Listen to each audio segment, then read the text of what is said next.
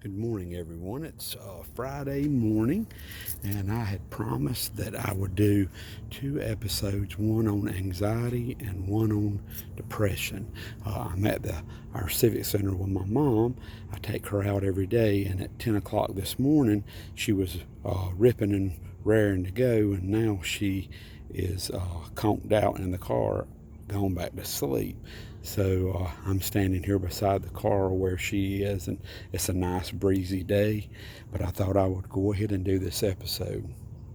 So you have some people that they don't know what anxiety is, they don't know what depression is, and they're too embarrassed to ask their doctor or tell anybody how they're feeling.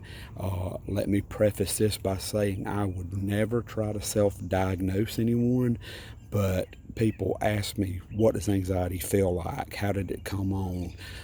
So those are the things I wanted to talk to you about today. And now these are the things that happen to me.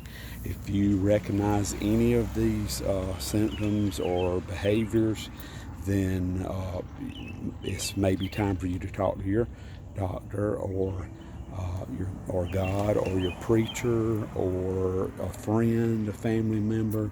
The biggest thing is in any of this is that you talk to someone. Okay, the anxiety started after I lost my dad and my best friend Clara. I began having really bad panic attacks. So anytime we would have to sing at church, I would get on stage, and for the first half of the song, uh, I just felt like I was going to drop dead right there on stage. And it would take me getting to the middle of the song to realize I wasn't going to die and I could make it through the song. But it was almost like a physical pain. And it was one I couldn't understand or explain to my sisters. They kind of thought it was just in my mind, but it was a physical pain. And I'll give you a good example of just how the depression worked. We were supposed to sing one Sunday morning, and they had a new sound system. Well, the monitors were not on, so you could not hear the choir sing. And so we get up on stage, and we're sitting there, ready to get up and sing. And the stage manager comes over and says, "We're not sure you're going to be able to hear yourself." Well, the bad thing was we were going to sing a song that didn't start out with any music. It just started out with hearing people inhale, and then boom, they started singing. And so I'm a little bit OCD too and want things to be perfect. And I happened to have the lead on this song and knew I had to hear these people breathe. So that added a layer to my anxiety. So a few minutes later, he comes back over and says, "I don't know if the y'all gonna be able to hear yourself." So that added another layer of anxiety. So then he comes back over there a couple of minutes later and says, "I don't know if the CD is going to work." Then he leaves and comes back, and then he says, "I don't know. Y'all might have to do something by piano."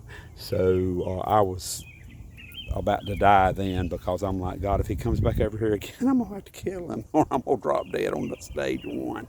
So in the Bible it says, "Be anxious for nothing." I found myself being anxious for everything, and so that's the way I started feeling. But everything went off without a hitch, and it's one of those deals to where anxiety makes you feel like the worst case scenario is going to happen, and something horrible is going to happen, and it's something you have no control over. I'll tell you, the physical aspects of it for me was being really uncomfortable. Uh, Not being too graphic, but feeling like you had a full bladder, and just that uncomfortable feeling, and heart palpitations, sweating, not being able to breathe. Those are the type things that symptoms I had with my anxiety. There was sometimes I felt like I was having a heart attack, just couldn't breathe. So I would just have these paralyzing panic attacks anytime I would try to get on stage and sing.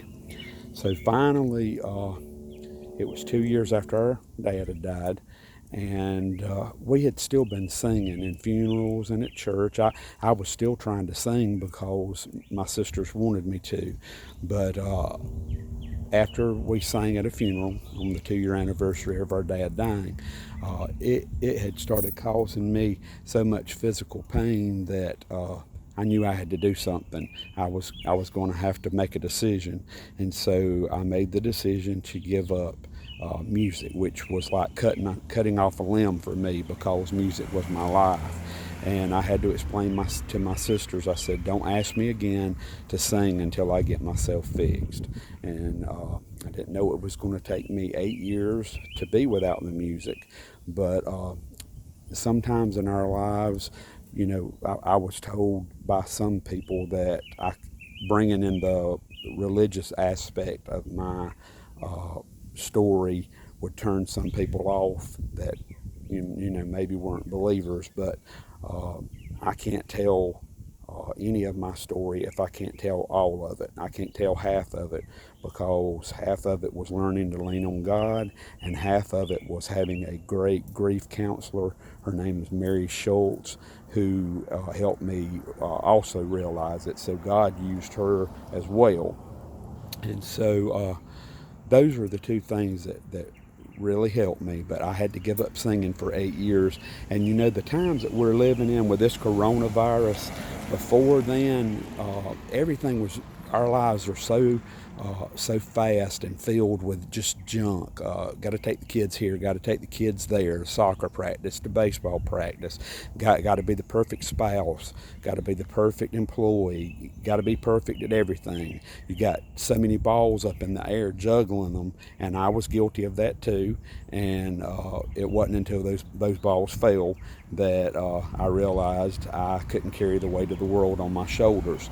So at first I blamed me giving up music on the devil, that the devil had finally won and had shut my voice down. And God helped me finally see that sometimes in our lives are so hectic and our brains are so full. I was always the type of person that loved to be funny and laugh and cut up and sing, and I always had music playing, but wasn't until I gave up the music.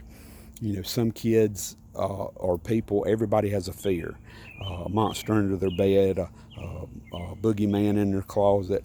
The quiet and stillness was always what scared me. But the thing that I feared the most was the thing that I longed for the most when I gave the music up. I longed for silence. I wanted to be by myself.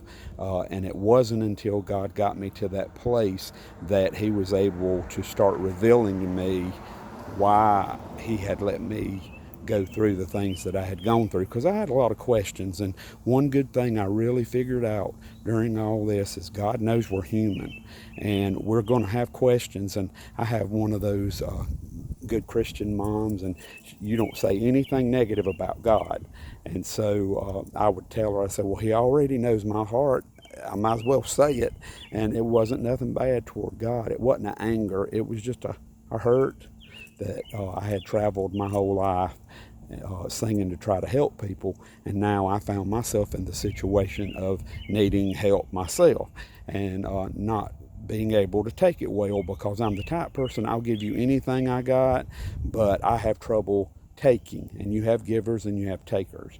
But it took me 8 years of silence to listen to what God was trying to tell me my purpose in life was. And so that's what I wanted to talk to you today about, anxiety. It's just an uncomfortable feeling of having no control over anything. Your body functions, situations, headaches, sweating, being clammy, feeling like your heart's beating in your ears, uh, really just feeling like you're going to die. And that's the type of symptoms I had. So if you have any of these symptoms today, I'm not telling you you have anxiety, but these are the symptoms. And if you find yourself having any of these, you do owe it to yourself to get in touch with someone, your doctor, pray. Ask God to help you with these things, and like grief therapist and the therapist and the counselors and people like that can help you with these to know how to deal with the anxiety and the situations. And so today, all I'm asking is, I want you to know you're never alone. That's the biggest thing. First of all, God's always there with you, and He's carrying you even when you don't, feel like anybody else cares anything about you. But that's what the anxiety can do for you. It makes you want to pull back and withdraw from everybody. So those are the symptoms of anxiety, and it's absolutely horrible. So find things you love to do that keeps you from having anxiety. My anxiety was so bad that when my dad died, I would grind my teeth, and I ruined my two front teeth, grinding them. They chipped off some at the bottom. I still, in the situation I have with my mom having dementia, I still find myself, even during the day, clenching my jaw just because it's a situation I have no control over. I'm handling everything differently this time, and so that's what I want to do. I just want to share the things I know what not to do now, and I'm learning what to do now. I'm letting God help me, and doing a lot of reading, a lot of research, keeping journals, making videos with Mom, spending all the time I can with her, and it's things like that. Get out. If you got a hobby, go hiking, whatever makes you happy, that's what you need to do to help with the anxiety. Working out, eat, things like that. Just do what you love and try to help keep that anxiety under control. So I hope everybody has a good day and good weekend. And remember, you can't be a caregiver unless you take care of yourself first. Y'all have a good day. Thanks.